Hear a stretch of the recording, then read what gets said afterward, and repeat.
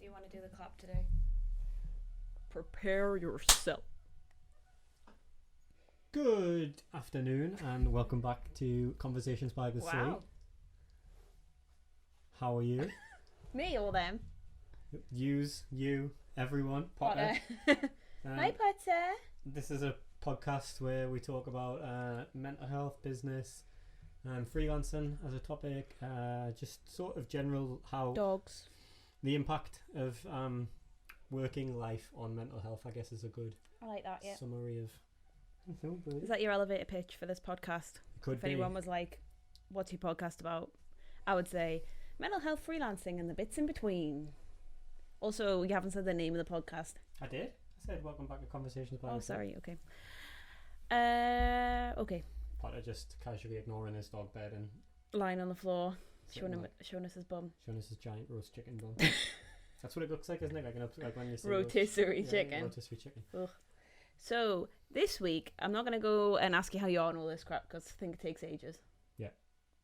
I'm fine. None of that. I'm Straight fine. to business. I'm fine anyway. We're good because we've just had a couple hours. Yeah, in we've the just sun. been out for lunch. Improves our And had mood. a sandwich in the park. And Harmony had a run in the park, and she was really good because the dog cage was occupied by little shits. Little bulky boys and girls. So we weren't allowed to go in the dog cage. So Harmony went for a run because Potter's not allowed to run out, not in a cage, like not in an enclosed space, because he's naughty. So Harmony went for a run. She was really good, wasn't she? Very proud of her. Yeah, she's really good. She gets better every day. She really. does, yeah. Unless it's a spaniel, and then she's like dead. Mm. Right, this week I want to talk about, it's just us. Just the two of us in Potter. You gonna make it if we try? I want to talk about hustle culture, motivational speakers, rise and grind, entrepreneurship. Anyone can start a business, blah blah blah. Like, not anyone can start a business, but like anyone, do it. The reason, Success is in meritocracy. your hands. Yeah, It's up to you. it's up to you. No such thing as privilege or disadvantages. I mean, as you can probably tell from even the way Ellen described that, both of us are kind of against like hustle culture. And to caveat the whole conversation that we're about to have, this is just our opinion. I personally have a couple of friends, probably because of the way I am, only a few, because we Maybe we should don't share get the some same of those. values, but Maybe in the future we'll get somebody like that on the podcast Yeah. to give like an alternate view to One of like my- why they like that kind of stuff. one of my good friends is like a tech entrepreneur himself, and he's like launched startups and raised funding and all the stuff that he does. But to me, it often seems like his world is so different to like ours. Yeah. Like we both do business stuff, but Just driven by different Yeah. things, I guess. It's like what drives you, what his is about motivates you. like buyouts and like attracting Money funding and- and all this, whereas we're just about like doing the work. Not and that we're not invoicing for motivated it. by money, because we are, but like we're not going to sit here and be like hippies holier than thou. No, We don't want to make money, because we But do. we just hate.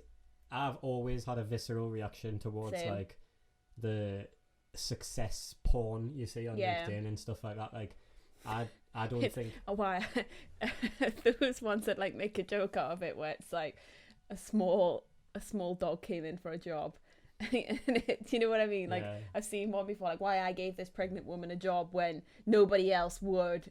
I like the ones that are like really terrible, like meme images, like rise and grind. But It's then always it's over like Tom Hardy or something who has nothing to do with Yeah. it, just because he looks tough. In It's like always like a lie. And like I wrote a newsletter about it ages ago. It was one of my first newsletters about motivational like and hustle culture. I think it was like anti-hustle culture, like similar topic to what we're talking about today. And it was like why the motivational speeches always like the phrases always like they don't mean anything, and they're also like on the top of like lions or like any kind of other like masculine animal. It's a very alienating subject that people don't probably even consider that much, because you often see like these images where it's like, yeah, like rise and grind, success is a like, you're a lion You among can sheep, be all anything. this Yeah, rubbish. a lion among sheep. But most of the like Ellen says, they don't mean anything. The majority of them, their message is just work hard and you'll become rich. Yeah. But like that's so untrue. It's the idea of the American dream, isn't it? I often think that people in the lowest paid jobs work far harder. Like I personally work less hard than I used And to. some people would say that those people in lower paying jobs should work harder, and like they've got everything that they need just in their heads in order to succeed and like become Gary Vee or something. Yeah, like well, it's like, I mean, like the existence disproves that example, isn't it? Like the fact that some people are trapped in like, you know, like low paid like hospitality jobs or cleaning jobs and stuff like that. Some of those people can never lift themselves out of it. It's the people that think like you can just be like, oh, I'm just going to be like, I'm just going to do something about become the boss, this. you know. It's And not, it's like when it's not that easy. You're missing like all the societal factors. You're missing all of the. Before, when you broached this subject, it was before I didn't realize how much, like how visceral. I knew you would have like strong opinions on it as soon as I was like, let's talk about it. I don't want to get into politics, obviously, but I'm like a proper lefty, so you know, like hustle culture is the antithesis of like what I believe in, because you can't. Yes, everyone like working hard is a good thing and should be merited. But the idea that you know, like you can just do stuff by working hard and getting ahead is not true. And also the idea that the people who aren't ahead aren't working hard enough. Like, yeah, it's just categorically false. Like there's people that are trapped in systems like they can't get out of. There's also like there's also societal privilege, not just like individuals who are in certain kinds of jobs, but there's like if you're born in a certain part of let's just talk about the UK because that's where we are. And but if you're born in a certain part of the UK, you've got less chance of like achieving if you're born black, or if you're born a minority, any kind of minority, if you're born you know, even your sexuality can impact. Like statistically it's shown that people from marginalized groups don't achieve the same, and it's not because they're not working hard enough, it's because of society, the way it's built. And it's like we even have like a very, very microcosmic example of that, where it's like you were born in Washington, I was born in Whitney Bay, a couple of miles away. I was born in both of our families probably similar earnings, maybe mine more because we had you know, Whitley Bay was obviously not a cheap place to live.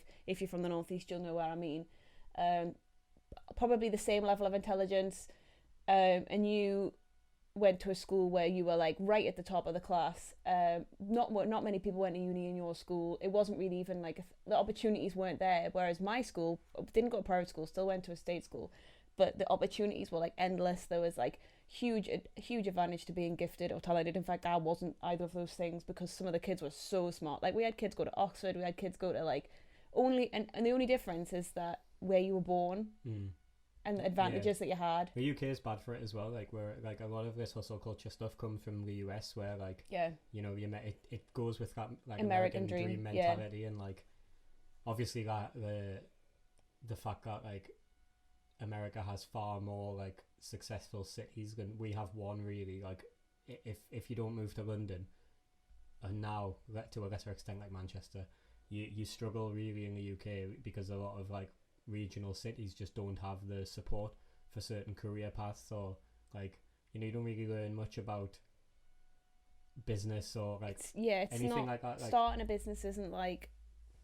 it's in America. Obviously we've not been to school in the US, but it seems to me like starting a business is like one of the big facets of the American dream. Like not working for somebody else, working for yourself. Whereas in the UK, like there is an aspect of that, and I think this hustle culture, like this online culture and these Instagram posts and stuff, are bringing it to us, but it's not as intense. But because I was trying to think about wanted to watch some like motivational stuff and like react to it and kind of see what it's actually like, because we don't watch any of this content now. So it's interesting for us to watch it and see how pessimistic we actually are, whether it makes a impact on us. But I can't really think of anybody like British who does that kind of... Well, I can think of a couple of people, but like not a lot of people who are like Gary Vee level who are like British. Yeah, no, I agree. I can think of local entrepreneurs I wouldn't want to like name check now who do stuff. It's not really as like I say, it's not that much of a British issue. I mean, Richard Branson's pretty bad for it. Like that's true. Like, I'm thinking of like smaller younger people who are like doing these like motivational videos. But you're right, yeah. Branson's always been like a big like even Alan Sugar. Like I started selling fruit and veg. He started like a tiny little fruit and veg, and he always mentions it on the fucking Apprentice. He's like, oh well, I sorted out with a grocery store. I'm like, it's not the same now as it is then. Yeah, and also like, because one person gets ahead, it shouldn't mean that you can just assume everyone else can, you know what I mean? Like there are big, like, it doesn't matter what barriers you've overcome in your life. Like, you know, both me and Ellen have achieved things against certain odds and blah blah blah, but we've still got privilege that we don't know about, or we do know about, or like, and it just, you only have to have a little bit of level of like empathy to realize not everyone can, like, just because you did something doesn't mean everyone can. Yeah, I also think it's like the whole idea that like you're not better than somebody else just because you've started a business, or just because you've made 100 grand in your first year of business and other people in your industry, like yeah, lots of businesses fail in the first 3 years or first year. We're going into our third year now, like that's great, but like I'm not, like I don't then think I'm the person that's the expert on keeping your business going. Like I'm still struggling through every day. And I think what bothers me is that it lacks like the vulnerability and honesty of like what it's really like to run a business. These people, they make it out like, not that it's easy, because they say it's obviously hard work, but they say that it's kind of like inferred that you can't complain or you can't struggle. Mm-hmm. And then also that like if you succeed, you're better than the people who don't. When in reality, there's so many more factors. Somebody who works as a cleaner employed their entire life isn't in any way less like of a person than Richard Branson. Like, yeah, it's like when you know, like wealth isn't the only measurement of success. Like success, people, exactly. Some of the happiest people I know have very little, and you know, like it doesn't. If anything, it's probably inverse, because a lot of the time when people are chasing something that they can never really achieve, because there's always that feeling of you're never quite there, they're less likely to sit back and be happy with what they've got. I think that's the reason I dislike the whole like hustle mentality so much, because it's so shallow. Like it's grounded in the idea that success is the only goal worth achieving. You know what I mean? And like, one, how do you define success? Financial success. Or, two, like recognition. Again, it's like a massive privilege to assume like everyone can just do. Like, this is just reminded me of that time that you went for that job interview for to be a recruiter, yeah. like way back before you worked funny. in marketing, like back in the day. And the guy who interviewed you, I was like kitted out with like a blue suit and like a big watch. And he was like, what did he ask you? He said, what motivates you? And I was like, you know, I'm just like, no, didn't he say like money or recognition? Like he asked you to pick one or the other. I can't remember, but anyway, his point was, he was like, you know what motivates me? Money. Yeah. Making money. And I was like, and they had like bells at the ding when you like do a sale or whatever like, the phrase is. I mean, it's like one thing we can talk Wolf about of Wall briefly is Street. the Wolf of Wall Street. Like, yeah. How that film seems to have like made some people think that Jordan Belfort's like a figure to be admired. It's like when people watch it unironically and they think that like that's actually a movie of success.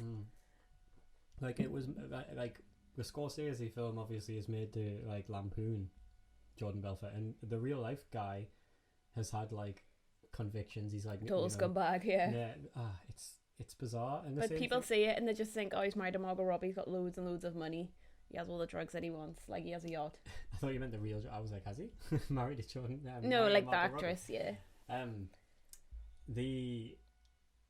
What was I gonna say? Sorry. No, it's alright. I've just Elon Musk. He's another one. Yeah. He's the one that. He's definitely like a lizard in a suit. But he's not like. Musk isn't that bad at like success porny stuff, because he's not like Gary Vee's the worst for it. Really. Yeah, I've actually got a Gary Vee video lined up to watch. All right, good. I can't stand him. But like Elon Musk, like everyone just assumes that he's like a genius now. Like everyone's like, oh wow, Elon Musk, he's so smart. No, he's not. Elon Musk was just lucky enough to come from a position of privilege, be involved in a tech startup that did really well. Like, I'm not saying he didn't work hard, but like, do you know what is weird? The way that people, as if he's gonna like solve world hunger, or he's not. Go to Mars. No, he's like, not. He's obsessed with his own self-image, and it's becoming worse and worse. Like the thing. I mean, he literally called his child XAA12. Okay, so we're going to watch some motivational videos. We have changed clothing. I've changed clothing. I don't know if Craig has, because it's actually a different day now, because made a huge mistake with the recording, and I didn't record the computer audio, and just starting it again. So we're going to react to some different videos to the ones that we watched the other day. We're still gonna watch a Gary Vee video because I feel like we'll have to, but not. The other day we watched, and you won't be able to see it, but the video about millennials being lazy. A lot of words. And maybe one about happiness and something like that. So I'm gonna pick one, or you can pick one. Pick the most popular one. Go on, like sort by. Was that right? Oh, sorry.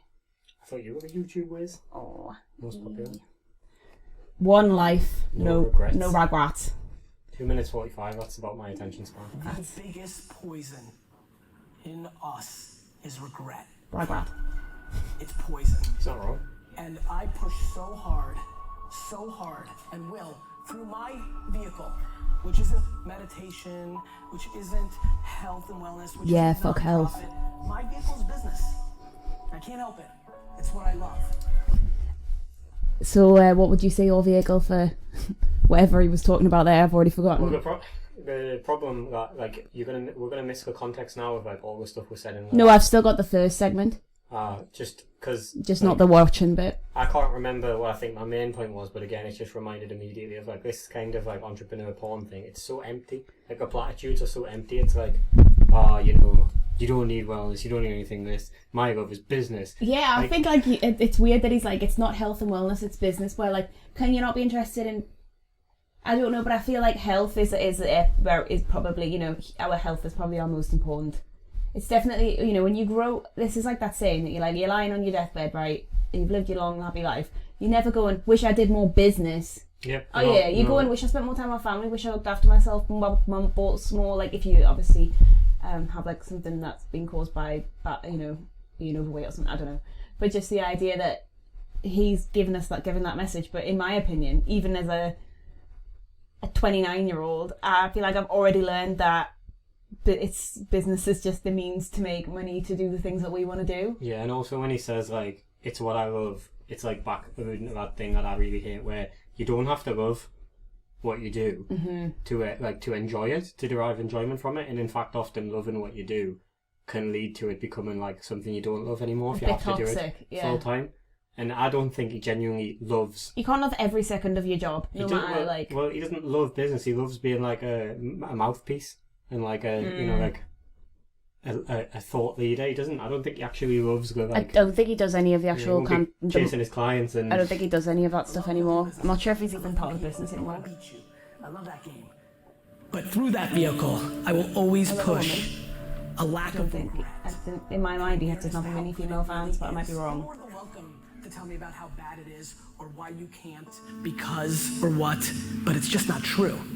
Because if anybody ever did it, then you can too. Stop making excuses. Again, meritocracy again. Yeah, if somebody else has done it, then you can. But that's not true. Check your privilege. Not everyone can achieve what everyone else has done. And also the idea of like, you know, people giving reasons as to why they can't do something isn't like just an excuse and like they could push through and succeed. There's lots of things that affect people in different ways, and people work like differently and have different goals. Like it just drives me up the wall. It's like people will be watching this from like marginalized groups. They'll disabled people will watch this. People of color will watch this. Like people who don't have the opportunities that other people have. And at the end of the day, if you go to private school, you've got a better chance of getting into a university and a better chance of getting a high-paying job because your parents know somebody. Like he's basically doing that American dream, meritocracy, work as hard as you can. If you don't get where you want, it's because you've not worked hard enough. But that's just not the case. There's too many factors at play. Wasn't he given what is like dad's wine business? Yeah, he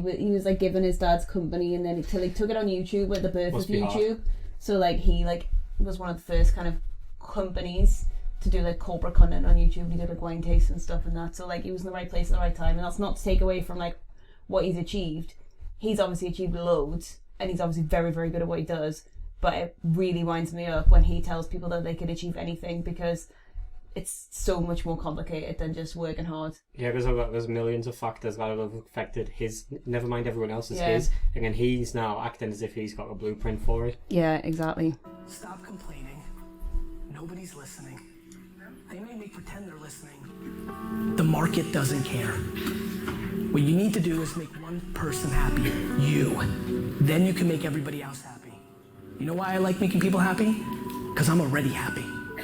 And so I implore you to take this last little rant and really look at your fucking face and understand, are you doing the things that are putting you in a position to succeed? Not just in the business world, but in life. Because it's super important, because boy, when you're happy in life, your fucking business can roll. I'm trying to think how much he charges for these events. Trying to figure it out, and I've been trying to figure Just it don't out in front of you think for that the last 7-8 years. Look, everyone's like he's like a.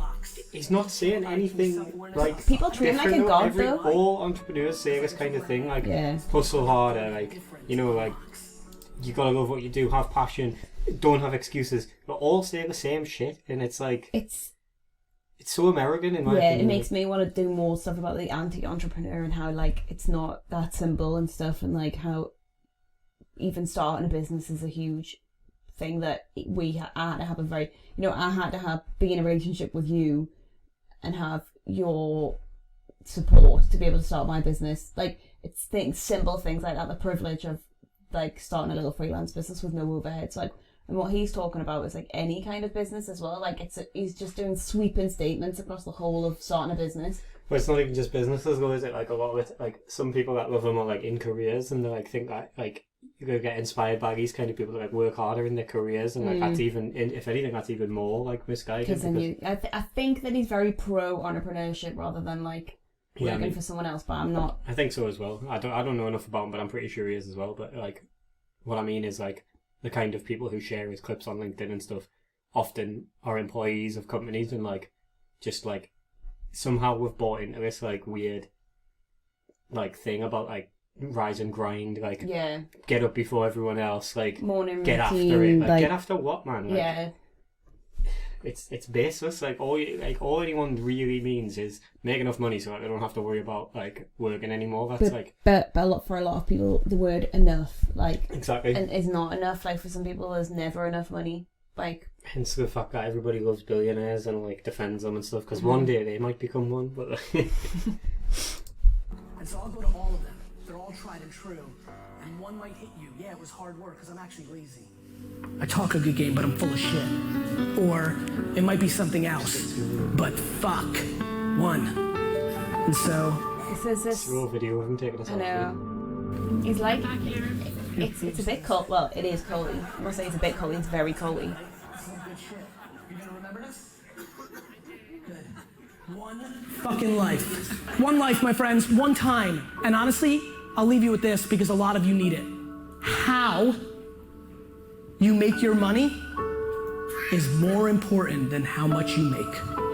Yeah. It's a good one. That's a good one. I agree with. I agree with that as well. And I also live by the, you only live once. But then like, I feel like that contradicts what he says at the beginning, because he's saying his big passion is business. Like, I just don't believe that putting business over health and wellness is on par with also believing that you only live once and that you should you shouldn't make the most of it. I feel like that quote has like he contradicts himself. Yeah, sometimes. it's been like it's so contradictory to the whole video, the whole tone of the video. It's like the whole thing has been about like not making excuses, like going after your passion. Like, but then at the end, that quote is like much more like up our street. That's the kind of thing we would say, like, because it doesn't even imply like that idea of having to like overcome excuses and work really hard, because if you're the kind of person who is bogged down in problems and like mental health and family, how you might make money is just like make enough to get by at the time. Also, the word "how" to me infers like ethical like work as well. So it's like how you do it. Like, do you do it through ethical means, or do you take advantage of people in the supply chain or something? Like, but like you say, I just don't think that like totally contradicts. But then obviously maybe somebody will mansplain this to me in the comments. I think like as we've said before though, we're not downplaying these people's success, and like I don't disagree with everything. Yeah, there are things that he says that I agree with. But it's the idea of the 3 minutes before that quote that I hate, like this weird like slow mo, like him walking around like Jesus, just saying like a cult leader, just saying things anyone can say. Like there's no unique insight there. I don't want to watch anyone that's like 20 minutes long. Neither do I. It's too long. Oh my god, Tony Robbins. Oh my god, I hate that guy so much. I'm not going to put that on. It's 40 minutes and I'm not going to give him any airtime. The coffee's got me on like a different planet.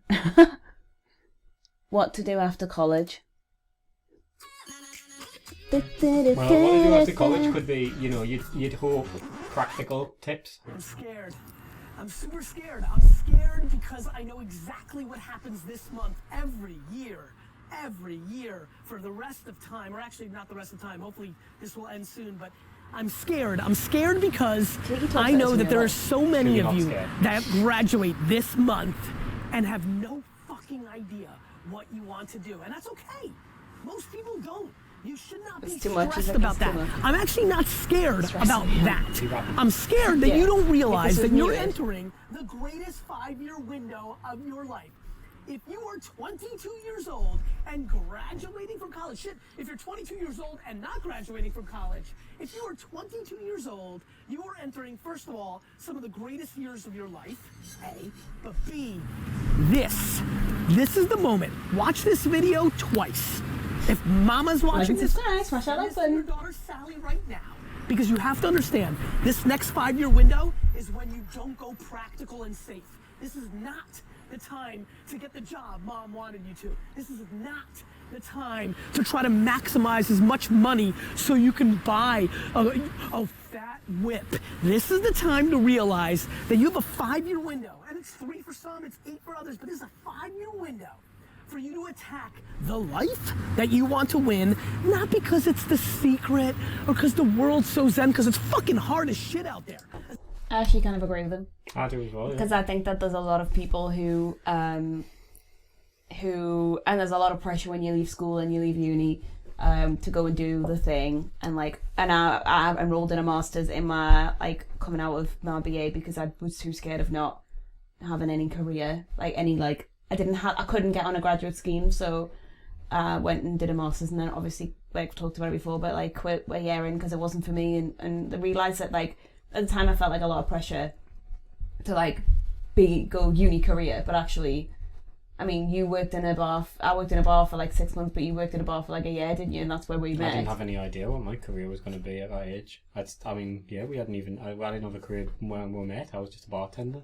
But that's 5-year windows. If you say 22, 27, it was 27 when I went freelance. So I was working. I was working, but obviously we travelled as well. So I don't like the way that he's shouting, but I do agree with what he's saying about how you don't 22 is not the time to be thinking about getting an expensive car, or that's not to say that I suppose for some people it might be, but in my opinion, I disagree. For some people it might be, but it is a mistake. I feel when you've got a car at 22, it's usually a banger. And it kind of should be, you shouldn't be saddled into... If you've got a car, which I didn't at that age. I am not, because obviously Ellen and I are brought up in, working class northeast, and we're not, neither of us are, from really, really poor families or anything, so we don't know how bad it can be for some people. But even for me, basic economics, no one really teaches you that stuff. Mm-hmm. So you grow up instead in a town where, no one's making any money, but everyone's driving, Audis.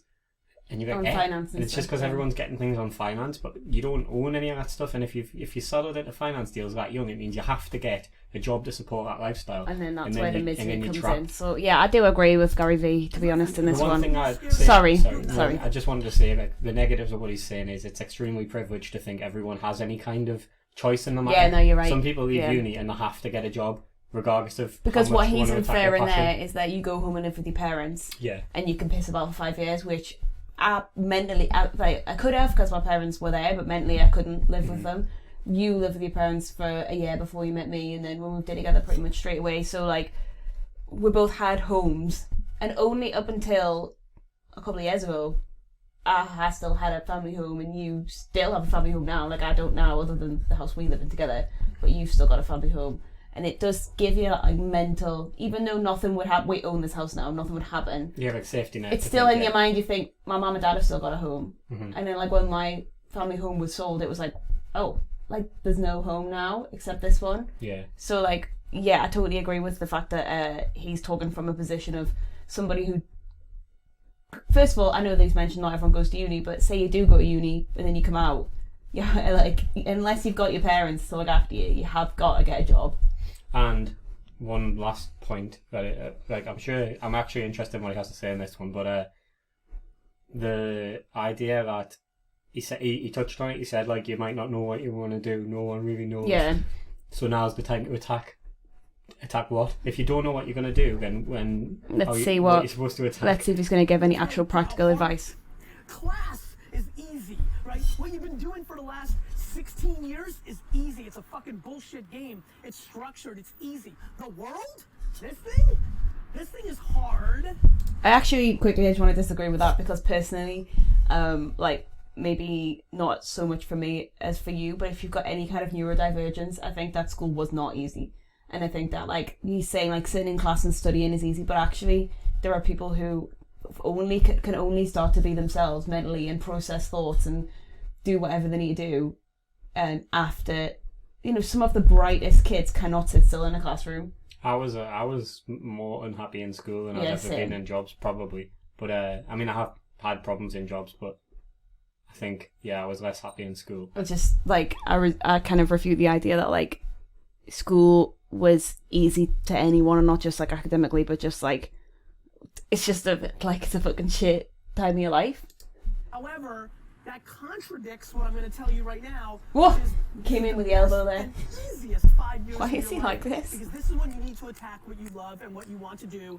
Here's why. He's gonna say you it. Don't have all the baggage. You may have college loans. Respect. It's hard as shit.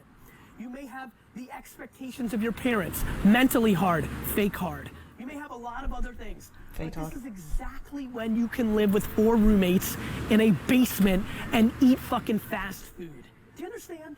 This is not when the baby's there. Some of you have babies. This is not when you've been married and you promised. This is not when the world has sucked out all your dreams and hopes yet. You still got this window. And yet, so many of you are so hungry for short-term gains. Like maximizing the job that paid you $3,000 more, but it's not as fun, but you want that $3,000. For what? For what? For a new iPhone? For what? You get to live life one time. So, like, I did this because I was a manager at 25, and, like, I did, like, drive for that promotion, and, like, it was $3,000 more a year, and it was, like, a big deal for me. And $3,000 more a year is, like, pennies in the bank every month. It's not a lot of money, but, like, it just meant that I wasn't, if say it was a couple £100 more or £100 more, it meant that I wasn't as crippled by the rent, because we were, like, when we first went in a rental, and we're a couple as well, so bear in mind, one person in rental is pretty much impossible. 2 people going in a rental for what? A new iPhone? No, for, like, to not be crippled by my rent and my council tax and my everything else. Like, he's saying I live in a basement, but, like, with 4 friends, but, like, I don't know, like, even in we're from, I can only give perspective from the UK, right? And we're in one of the cheapest places in the UK to live. So even if you get a house, a shared house with a few friends, you're still going to be paying quite a lot of money to live there.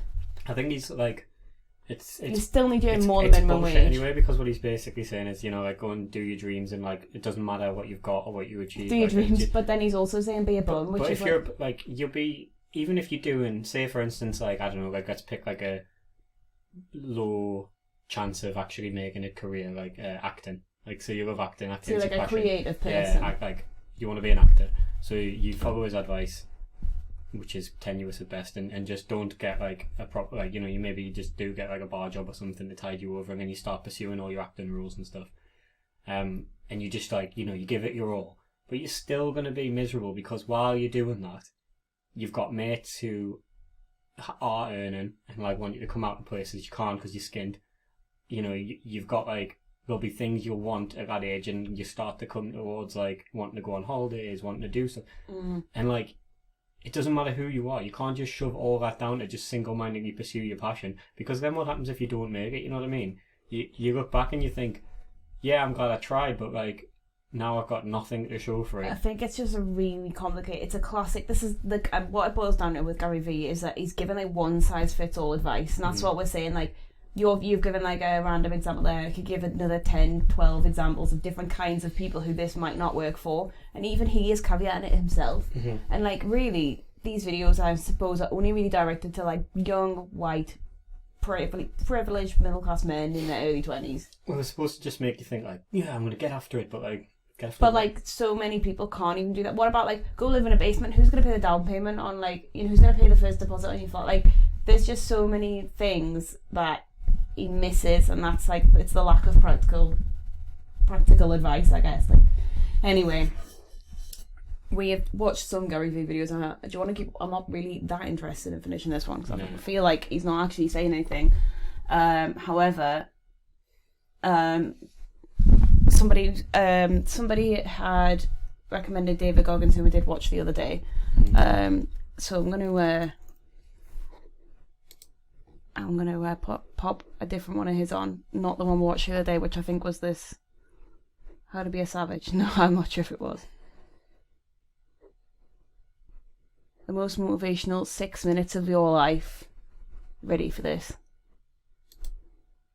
I'm ready. Enjoy fresh flowers. Serenata Flowers. I'm subdued With because I'm flower busy, subscriptions. feeling a higher dose of my ADHD Yeah. tablets and a really, really strong A strong coffee. Some people are fat and overweight.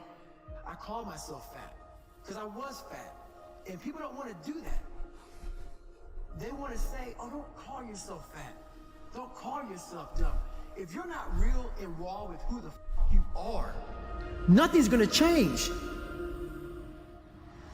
this nice new world that we live in, we want to hear, you're just a little big. No, man, you might be fat. We surround ourselves on David Goggins around because we talked about him last time. I think like he's ex-military, mid to late 40s. He's like an ultra athlete, isn't he? Yeah, he's Just like an athlete, ultras. he's like he's become a motivational speaker in the sense that like it's not as business context or entrepreneurial context as Gary Vee, but it's definitely like that, like shouty motivational. Yeah, and one thing I think all motivational speakers do, which he's doing and Gary Vee did and stuff, is like this idea of like trying to be like anti new free speech. Do you know what I mean? Like we don't like like he's saying like, you know, you're not big, you're fat, and Gary Vee's like, you're just lazy. It's like, a bit like yeah. snowflake. Yeah, That's what they're trying to infer. they're like anti-snowflake, but at the same time, like we've evolved in a society to the point where we've realised that those other terms probably don't help, which is why they've been replaced. It's not just Negative it's not just reinforcement. because people are soft. It's because people like we've learned over time that those things probably don't help, and like. It's like when you train a dog, isn't it? I do agree in some like as we talked the last time, but obviously that's all gone now. Like David Goggins for me isn't as bad because I do like from an athletic point of view, when I'm like in my athletic mindset, I think pushing yourself out your comfort zone is really important, and being real with yourself sometimes and being like, look, I'm just being lazy today. I shouldn't be. Like I should go and do it and push myself, but. At the same time, that just leads to further negative problems. Potential injury and stuff. Yeah, like sometimes it is good to just have a rest, like if you need one. That make us feel great. They tell us what we want to hear. The second we put ourselves amongst the uncommon people, we don't like that feeling. That challenging feeling of that person waking up at 3:30 in the morning and say, hey, push your shit on, we're going for a run. 3:30 in the morning. 3:30, no thanks. No way. Oh, man, I don't feel good today, man. And they say, oh, it's okay, brother. We don't want that motherfuckers like this. Hey, man, no, bro. Get your shit on, man. Stop being a punk. I like I do agree with accountability as being a very, very powerful method. Like, so what basically, like, I personally run most days, like 5 days, right? I don't run at 3:30 in the morning. I run at like 9. Like, I run at my own time. When I'm ready to go for a run, I go for a run. And I don't need that like motivation, but some people do. And I also think that like gym classes or meeting a friend to run with or exercise, like that can be the next thing, and it can just be the idea that somebody else is going to be like meeting you there to go for like I run by myself, but I can see why other people would need that. I need pushed as well. That's why I go to like martial arts that's classes why because I don't like when I exercise at home I push myself a bit, but not the same as when you go to the class. And in some ways, I feel like people like David Goggins, like I'm just inferring from this video, would almost imply that I was like weak because like I can't put like you need to learn how to push yourself.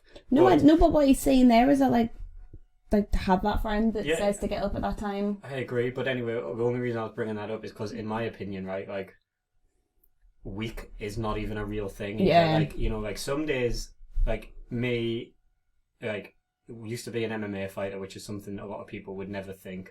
You know, it's a violent sport at times.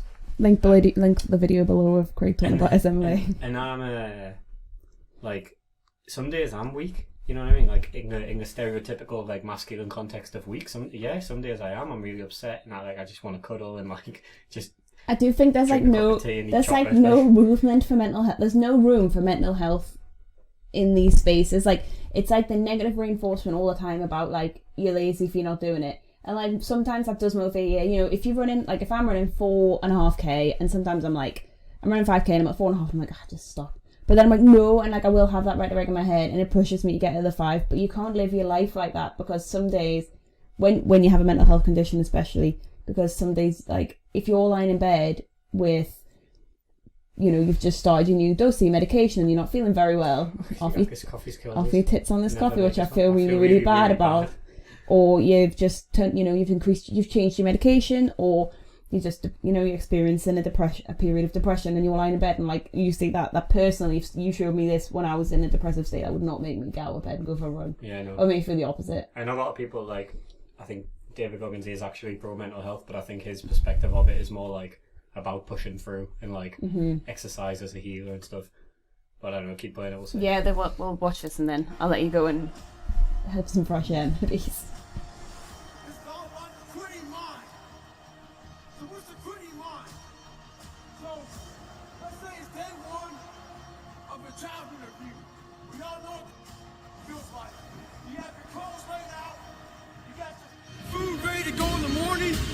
You've been preparing for weeks and weeks and weeks. The stock video was annoying me. You get the job. Merry Christmas. All right. After a couple months, you start showing up to work a little later. You don't look as good. Your clothes aren't laid out. Your breakfast isn't ready. Your mind's getting softer. We do that everything in life.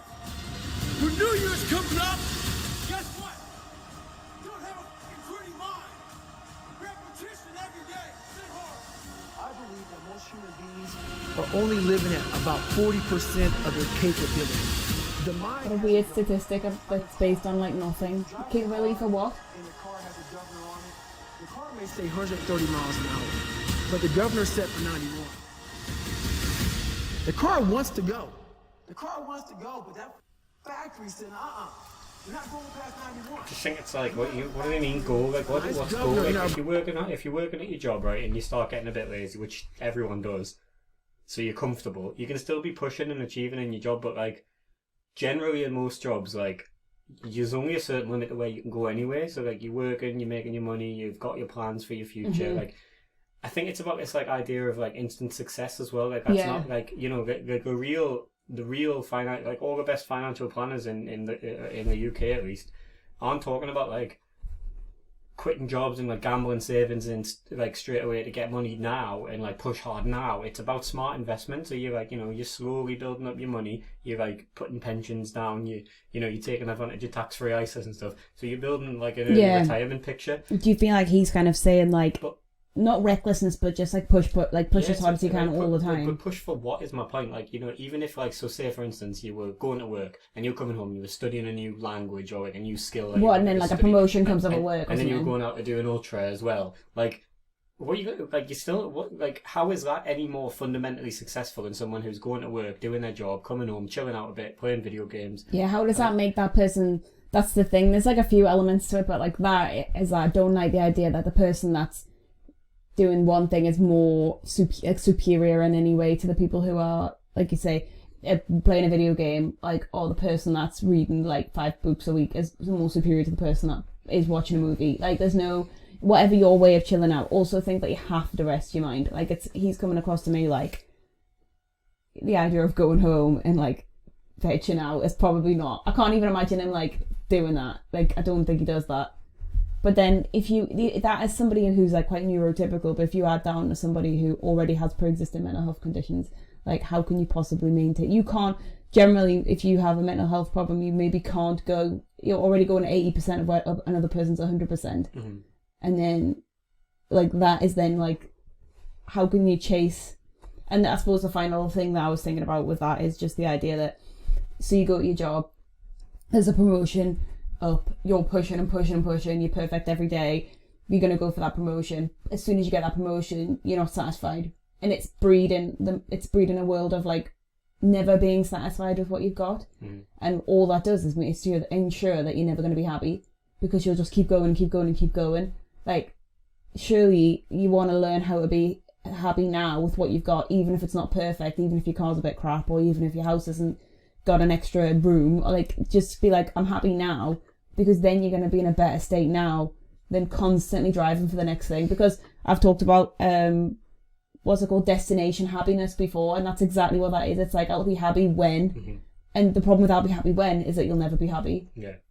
I like that's kind of what he's saying. And it's a survival mechanism. It protects us from pain and suffering. At all times of your life, the mind has a tactical advantage over you. Why is that? It knows what you're afraid of. It knows your insecurities. It knows your deep, dark lies. And it starts to push you away from that. It pushes you in a direction that is Ooh, that looks nice. The mind controls everything. You get to 40%, your brain says, we're done. Let's roll, man. This is starting to get painful. This is uncomfortable. So you sit down. You have to figure out ways, and everybody's different. That's how the book kind of talks about. Like, we all have these things about, 5 steps to this and 4 steps to this. It's a lot more than that. That's all bullshit. It's a practice that you have to, it's a habit. So if you know that at 40% I'm feeling pain. At 40% I'm feeling pain. That's where the 40% rule kicks in. Now it's... I guess that's like what he's going to go into there for the video. It's just like applying like athletic mentality and like moving forward to life. I know we're going to have to wind this up because it's doggy tea time and everyone's coming for their tea. Hi Potter, wasting away. Have you got any final thoughts on that? Have you gone? Just struggling with like a cough. Like, You've got to be working harder. You've got to keep driving. My heart's hurt. Like, keep going. Not hurting, but like I just feel like very like panicky and like live documentation of new medication with coffee, which I stupidly made too strong for you. I'm sorry about that. I don't know why I drank it. I just didn't want to waste it. I told you to just drink a little bit of it. So. I did. Well, you didn't even drink it all. No. Oh no. I mean, I agree in athletic sense it's good to push yourself through things, but obviously you've also got to be cognizant of like injury and rest days and all that stuff. There's a difference between setting goals that you want to achieve in your life and then like making yourself feel bad for not like attacking everything every day, you know what I mean? It's about being sensible. Being a bit dishevelled at work or being kind to yourself. Yeah. But yeah, I am going to have to stop because I'm not feeling good. And be kind to yourself is usually our last thing anyway, so we'll see you next week. Bye. Hopefully Craig will be here next week.